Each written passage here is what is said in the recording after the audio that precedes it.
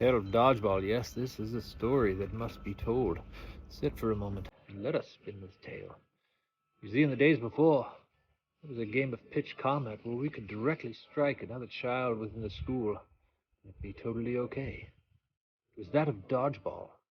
Yes, we played this game at the gymnasium, the gladiatorial coliseum, if you will. The balls were placed in the center of the room.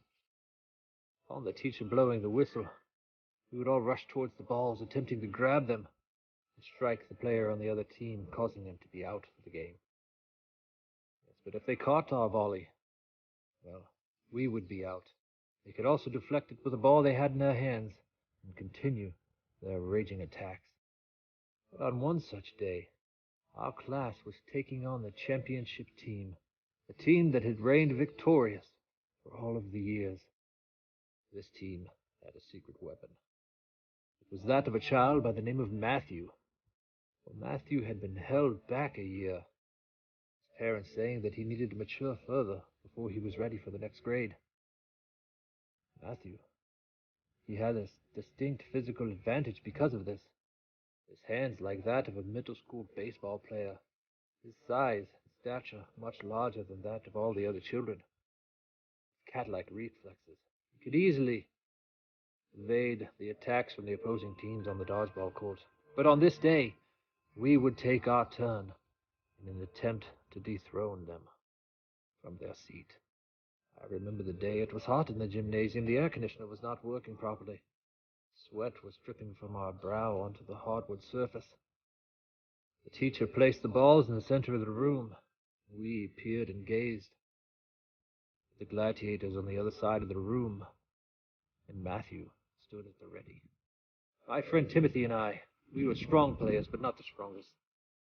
I would wait back because I was not fast. The attacks to begin, and there it was. The teacher blew the whistle. Our fastest of children ran to the line. They grabbed the balls and attempted to quickly hurdle to get some of the slower players out, but I held back. I was not ready to make my move. Timothy was aggressive. He moved forward, continued his attacks, getting 1, 2, 3 children out.